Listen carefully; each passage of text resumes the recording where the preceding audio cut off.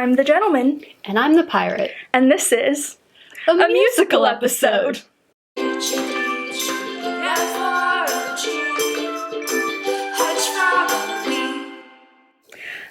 There is yard work happening outside, like right outside the window, so very sorry if there's bad sound. Sorry about that. Our Flag Means Death premiered on HBO Max on March 3rd, 2022, and almost immediately became the most in-demand breakout series in the US, despite next to zero marketing. As you may remember, last year we made a video where we baked Roach's orange cake while fan casting a production of Cats put on by the Revenge crew, and no one liked it. But we liked it. We are adding the dry ingredients to the wet ingredients. Christopher Jones is the best, and he deserves to die if he wants. That's what Cats is about! I'm sorry! And in the past year, I have not stopped hyperfixating on them for even a second. The crew of the Revenge are my best friends, my blorbos, my poor little meow meows. They are like a sister to me. A sister who does a little murder sometimes and also kisses each other. Chloe is not the only one who has been hyperfixating, and in the past year, the Our Flag Means Death AO3 tag has gained over 20,000 works, many of them speculating on how the show might resolve the open ending of its first season. And I've read, like, most of them, so I feel like a pretty decent authority on the main trends and common tropes of these post-finale fics. Hit me up if you would like any fic recs. We will link my Our Flag Means Death side blog in the description below. More recently, the fandom has been impatiently awaiting literally any news about Season 2, which finished filming on December 13th and has yet to release any teaser footage or production images, let alone a trailer, to see which of these predictions might come true. In our video last year, we said that we weren't going to write a spec script for Season 2 like we have for many other pieces of media, because the writers of Our Flag Means Death are so good that anything we would write would just fall flat in comparison to the real thing. We have finally gotten into a piece of media we trust the creators with. Usually we do not. But it has now been a year, and we need something to occupy us until the trailer drops. Which really could be any day now. So a little bit, I'm hoping that making this video will be like when your period is late, so you put on white pants to try to tempt fate, and by the time we have edited and posted this, it will be completely unnecessary and the trailer will have dropped and it'll just be lost in a flood of people analyzing the trailer, and we'll get 0 views on this and it will all have been for nothing. But we will have a trailer. Yeah, we'll have a trailer. And I'll see my little pirate friends who live in my TV again. Rather than write the full second season, we have decided to focus on the most speculated about event and write our proposal for the much anticipated reunion episode, where Steed and his ragtag group of pirates finally make it back to the Revenge and are reunited with their beloveds. Our beloveds. Our beloveds.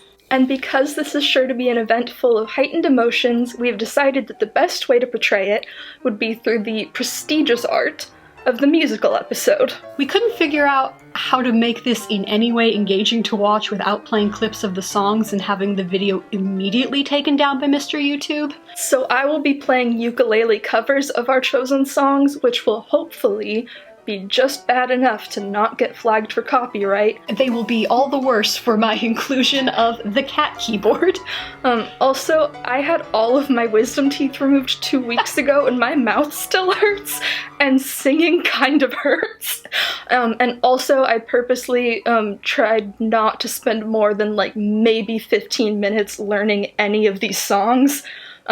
So yeah, we're hoping it'll be bad enough that YouTube just won't notice. It'll be fine. Yeah, Mr. YouTube, I promise nobody is going to use this video to try to pirate content. Even if this video is. Mm-hmm. Pirate content? Mm-hmm. It's pirate content. Yep. No, it is, for sure. Also, I made paper dolls of all the characters and constructed a tiny theater for them to perform the episode in, because I took Adderall for the first time in months. And I'm supposed to take it way more than I do. I just kind of went crazy for like 12 hours, and it's fine. The train schedules got messed up and I got here 2 days later than we thought I would, and when I did, you just found all of this that I had made. So much had happened. Mm-hmm. I will try my best to describe to you what the new arrangements of all of the songs sound like in my head, because I can picture this whole episode in my head perfectly. But generally, I imagine all of Ed's songs to be reminiscent of like dark choral music with very dramatic orchestrations, similar to the music the show uses when we first see Blackbeard. In contrast, all of Steed's songs would be very bright and very twee and sea shanty-esque when applicable.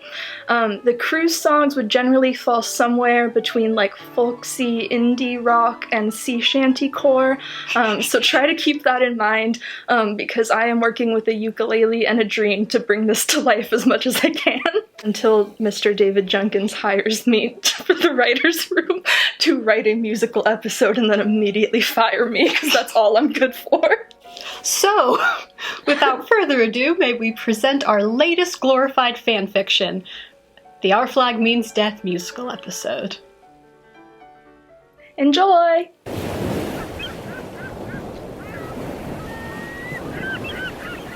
So, we open with a group number of the Beach Boys' Sloop John B, cutting back and forth between Steed's crew on a small stolen fishing boat and the crew back on the Revenge. We see Steed's crew working hard to sail their little ship, but united by camaraderie and the hope of reaching their destination, their home, the Revenge. I wanna go home. Hoist up the John B sail. See how the mainsail sets. Call for the captain and show. Let me go home. Let me go home. I wanna go home. Yeah, yeah. Well, it feels so good. I wanna go home. Just let them go home. It was so hard to only choose one song off of Pet Sounds and for it to be arguably the worst song on Pet Sounds, but it works so well for this scene in my head. In contrast, the crew currently on the Revenge, that's Frenchie, Jim, Ivan, Fang, and hidden in the walls but very much alive, Lucius, are in much lower spirits following the harsh orders of Izzy, their own sheriff. And don't you leave him alone? I forgot to explain Izzy. No, I think that's just what he looks like. Yeah, so I was gonna do a new drawing of Izzy, and then I remembered that I had already drawn the perfect Izzy, which is when I was drawing all of the characters of Our Flag Means Death as characters in Lord of the Rings, and I spent at most 30 seconds on a picture of Izzy as Gollum. So I just repurposed that for this. I just added his gloves and his tie, and that's it. And you were right. And feeling generally very tense and uncomfortable, a common theme. For them, the Revenge is no longer a home. And they want to get home to their crew. Well, it feels so good. I wanna go home. Jim has been skulking around the ship, biding their time until they can kill Ed and or escape, whichever opportunity presents itself first. They are not having a good time. We see them practicing angry throwing knives into the wall, but they already have perfect aim. They're not going to be patient much longer. And then they throw one knife really hard into a particular spot of the wall and just hear a little, "Oh my god," from the other side. It's Lucius! He do be in those walls. He do be in those walls. He's been creeping around for a while now, just gnawing on a stale piece of soggy bread. Can something be stale and soggy? Yes, Izzy hands. He and Jim have a very heated but whispered conversation about what's going on, why he's in the walls, how long he's been there. The details of his disappearance were a little fuzzy, and Jim just assumed he'd been stranded on the island with everybody else.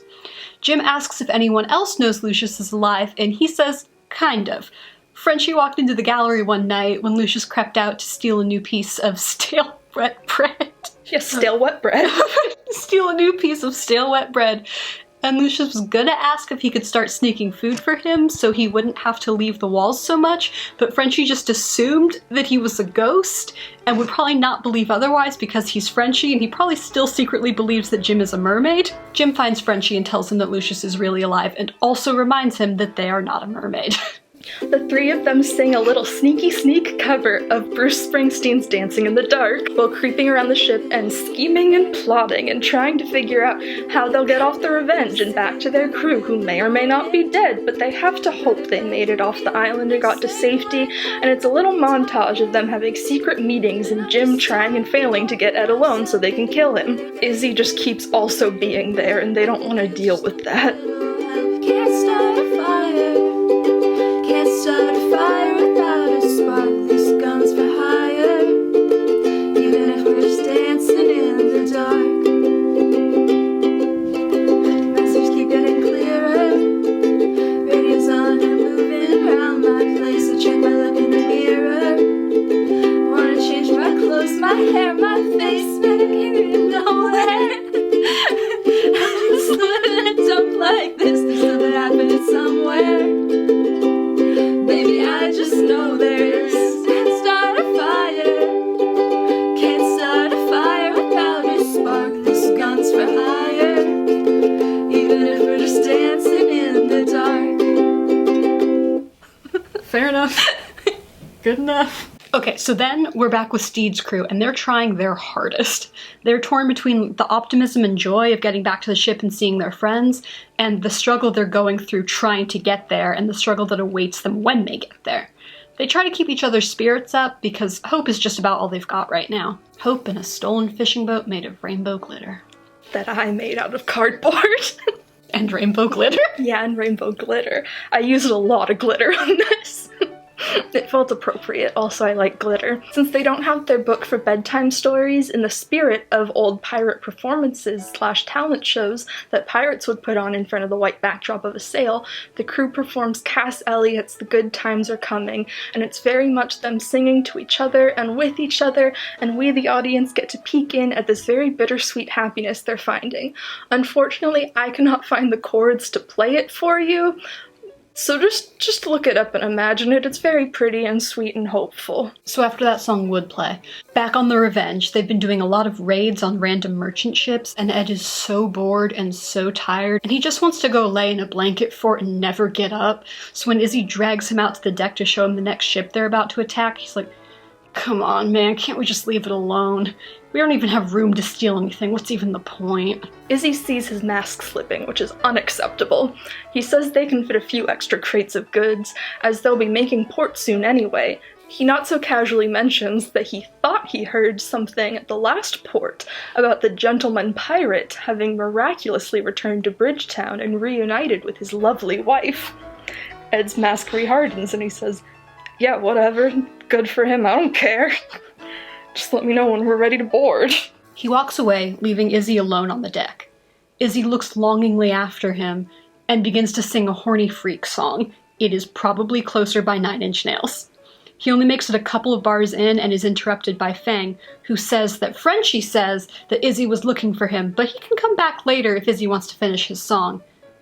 But the moment is ruined. Izzy scowls and tells him to go do menial labor. Get out of here. Get out of here. A rabid raccoon hisses at him. Fueled by the reinvigorated sting of rejection, Ed performs a dark orchestral arrangement of Alanis Morissette's You Oughta Know as he wrecks ship after ship, looting and pillaging without remorse, but it's clear that he's not even there. He's just disassociating and going through the motions to try and release some of the hurt and anger and sadness inside of him, and it is set so perfectly to You Oughta Know. Your vision. Meanwhile, Steed's ship is following the trail of destruction, weaving through burning and sinking ships as Steed sees firsthand what the crew has been telling him about the state he left Ed in. Mr. Duplicity, I hate to bug you in the middle of dinner. It was a slap in the face, how quickly I was replaced. And are you thinking of me when you fuck her? The love that you gave that we made wasn't able to make it enough for you to be open wide. He is feeling a complicated mixture of horror at what his beloved has done, a deep sadness and regret for having caused it, and a bright hope that they're getting close. He begins to sing his own rendition of Yoko Ono's Nobody Sees Me Like You Do, which in a perfect world is masterfully woven into You Oughta Know to create a contrasting duet of anger and hurt and unfailing love. Again, In an imperfect world. in an imperfect world, this is what we have.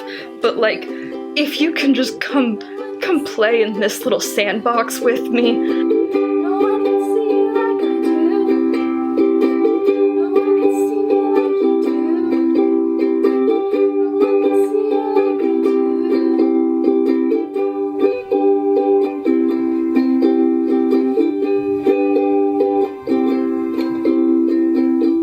do. Jim decides it's time to send Ed to Pirate Captain Heaven and spare the rest of the crew from going down with him. They wait for the dead of night and creep through Lucius's secret passages into the captain's quarters, intending to appear at Ed's bedside like a specter of death. Instead, they find him laying face down on the floor. They assume he must have passed out after a night of drinking, but when they step closer, a floorboard creaks and Ed says, "Oh good, you're here," and flops over onto his back and is like, "Honestly, I'm surprised it took you so long." And Jim's like, "Yeah, Izzy sleeps outside your door." And Ed's like, "Does he?" God, he's so codependent. Anyway, important bits are over here. It'd be quickest if you go for a major artery, but I don't want to tell you how to do your job. I don't know if you got like a signature move or something you want to do. Like, it's up to you. And Jim's just, oh no. Yeah, this is very pathetic and embarrassing. I'm just gonna head out. Just gonna not do this. And Ed's like, "Wait, no, you're not gonna kill me?" Jim's like, yeah, no, sorry. And as they're going back into the passage, they hear Ed whisper, "Please don't tell the crew." And they're like, oh, I'm gonna try very hard to forget this happened and never think about it again. And Ed says, "Thank you," and flops back onto his belly for his nightly cry. Jim rejoins Lucius and Frenchie in the walls, and it's very uncomfortable for everyone. Out in the hallway, Izzy places his hand lovingly against the door and starts singing his horny little freak song. He gets a few lines in before Ed screams at him through the door to be quiet. It's the middle of the night. Steed's crew is still on their tail, and judging by the freshness of the shipwrecks they're finding, they're almost on them. The Revenge crew awakens the next day to a stormy sea, and through murky clouds and heavy rain, a ship is spotted in the distance. A hopeful note plays as Ed looks through the spyglass, but it turns sour as 4 more ships appear, caging them in from every side. There's a fleet of naval warships coming straight for them, and they have no way of escape. Once again, they are stuck, and it's reminiscent of episode 4 when Ed realized he'd miscalculated and couldn't save them, but this time it's very much become a relief that he's about to meet his end, so he tells everyone to just start rowing the dinghies and see how far away they can get before it's too late, and he goes back into the cabin to wait for death. Either the English Navy or the Mind Flayer, whatever gets there first. The rest of the crew are left on the deck trying to decide what to do without him when they see a 6th, much smaller but much faster ship cutting through the water and speeding towards them. Honestly, I don't really care about the logistics of how all of this happens because I generally zone out during combat and battle scenes anyway, but there's a battle happening. Cannons are firing, people swinging on ropes to board ships, and sword fighting, and guns shooting, battle stuff, peril, imminent death, drama. Explosion, explosion, explosion, explosion. We hear a chorus of percussive cellos playing Vivaldi's Summer. Through the mist and the clouds of death around them emerges a small fishing boat made out of rainbow glitter and dreams. Steed's crew has arrived just in time to save the day. They quickly board the Revenge and leap into action, defending their home and their friends. For the first time, Steed is able to climb up a rope ladder. He's adequate now. Ed hears the new round of commotion and bursts out of the captain's cabin and locks eyes with Steed across the deck. He draws his sword, and the music morphs from Summer to become Heart's Barracuda, more specifically as covered by Rasputina. Look it up, it's so good, it's gonna be #1 on my Spotify Wrapped this year. It's dark and dramatic, and there's so much cello. It's so good, and in the midst of all this violence and chaos around them, they are locked in a very dramatic, angsty, homoerotic sword fight, while Ed fights to regain the honor of his broken heart, and Steed fights, if only to see Ed for a moment longer. Seriously, go listen to the Rasputina cover, it's so good. I've listened to it like 100 times in the past few days.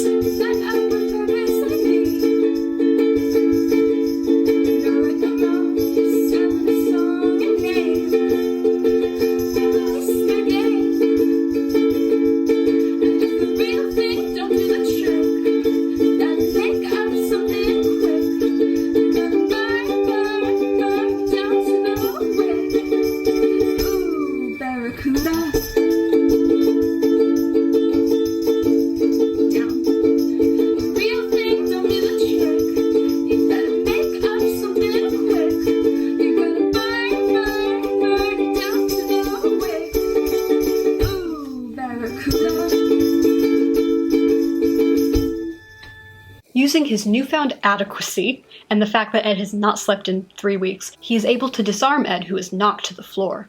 However, a soldier tries to use this as an opportunity to kill Blackbeard himself. Steed blocks the attack and kicks the man overboard in retaliation, and says something bitchy about how rude it is to interrupt people. He then sheaths his sword and offers Ed his hand to help him up. Again, I do not care about battle logistics. Somehow they win the battle, or like hold the Navy off long enough to escape. Either way, they get away and they're all alive, and the separated crews rejoice at their reunion. Ed and Steed talk things through a bit, and Steed confesses his love, but Ed is hesitant to believe him. This is when Steed sings a very gentle, earnest rendition of the Velvet Underground's I'm Sticking With You, with Ed joining him at the bridge, and it's very sweet, and we all cry.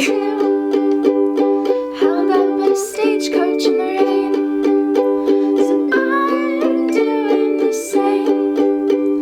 Saw you hanging from a tree, and I made believe it was me. I'm sticking with you, 'cause I'm made out of glue. Anything that you might do, I'm gonna do too. Final number of the episode. Everybody together and happy and in love, singing Rainbow Connection, and it's perfect and beautiful, and the world is never the same. And we hire the Jim Henson Company to do some Muppet sea creatures and a Muppet Kraken to swim around the ship and sing with them. And the Muppet version of Carl the Seagull is looking down at them from Seagull Heaven, and there's enough gay kisses exchanged to power Santa's sleigh for the next century. We've been told, and some choose to believe it. I know the wrong way to see. Someday we'll find it, the rainbow connection, the lovers, the dreamers, and me. Who says that every wish will be heard and answered, or wished on the morning star? Somebody thought of that, and someone believed it. Look what it's done so far. What's so amazing that keeps us stargazing? What do we think we might see? Someday we'll find it, the rainbow connection, the lovers, the dreamers, and me. All of us under its spell, but know that it's probably magic. Have you been half asleep? And have you heard voices? I've heard them calling my name. Is this the sweet sound that calls the young sailors? The voice might be one and the same. I've heard it too many times to ignore it. It's something that I'm supposed to see. Someday we'll find it, the rainbow connection, the lovers, the dreamers, and me.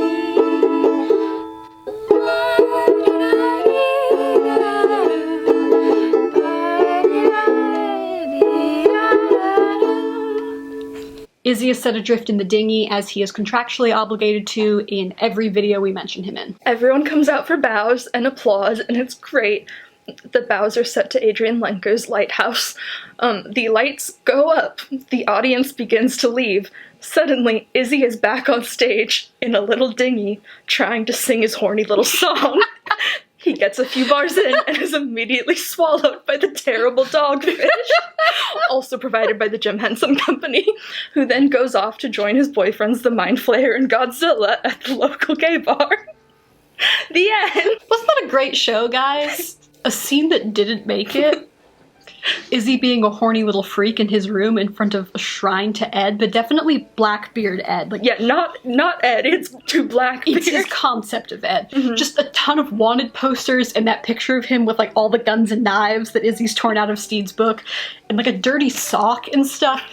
But there was literally nothing we could put in a shrine that would make that weirder than Chloe spending this week building a puppet theater for an Our Flag Means Death musical episode puppet show. People on Tumblr are into it. They're very into it. We couldn't think of anything weirder. Girl, what were you doing building a shrine to Our Flag Means Death? We hope you enjoyed our glorified fanfiction. I had a lot of fun writing and building this.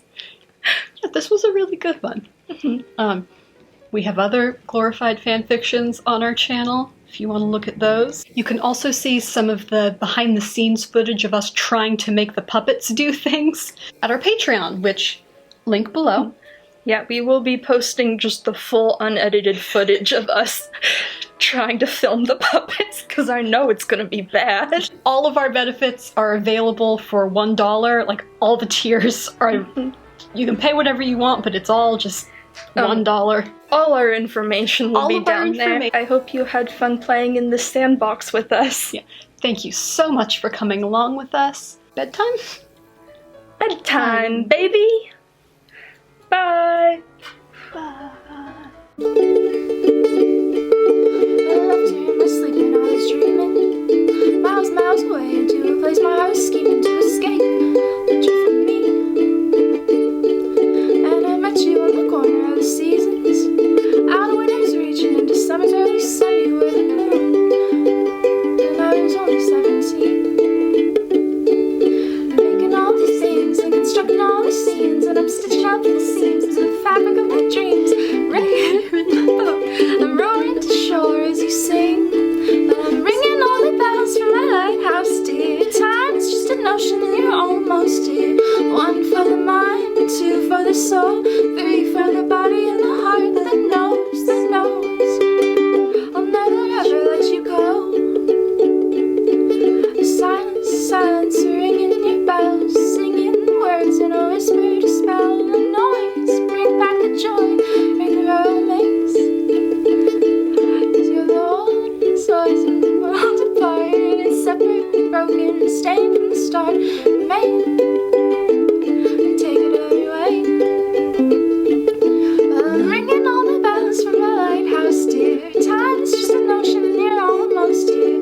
1 for the mind, 2 for the soul, 3 for the body and the heart that knows, that knows. I'll never ever let you go. I'm ringing all the bells from my lighthouse, dear. Time is just an ocean and you're almost here. 1 for the mind, 2 for the soul, 3 for the body and the heart that knows, that knows. I'll never ever let you go. Yep. Good enough. Yep, that's for the credits. Yeah, it doesn't need to be good. Yeah. None of this needs to be good.